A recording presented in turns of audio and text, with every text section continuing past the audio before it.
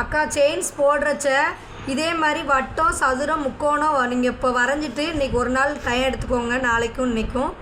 அப்போ போடும்போது இந்த மாதிரி நம்ம போடுறோம்ல முக்கோணத்தில், நம்ம நார்மலாக நீடிலில் வந்து நேராக போடும்போது நம்மளுக்கு தெரியாது. இந்த மாதிரி வளைஞ்சு போடுறோம் பார்த்தீங்களா, அப்போது நம்ம எப்போ என்ன பண்ணுவோன்னா இந்த கார்னர் இந்த முக்கு இருக்குது பார்த்தீங்களா, அந்த முக்கில் நீங்கள் இப்போ இது முடிஞ்சிருச்சு இவ்வளோ தான் ட்ரா பண்ணியிருக்காங்கன்னா அதோடு நம்ம எல்லாருமே இப்படி திருப்புவோம், அப்படி தானே?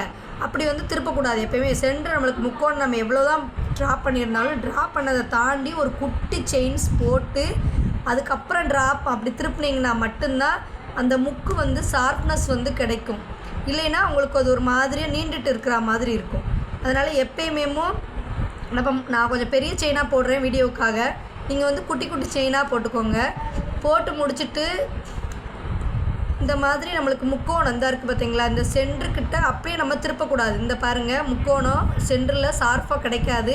இது பக்கத்தில் குட்டியாக ஒரு செயின் போட்டுட்டு அதுக்கப்புறமா திருப்பிக்கோங்க.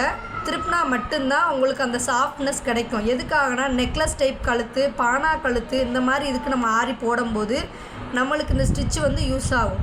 அதுக்காக செவ்வகமாக இருந்தால் 4 முக்கு இருக்கும், சதுரமும் அது மாதிரி 4 முக்கு இருக்கும்.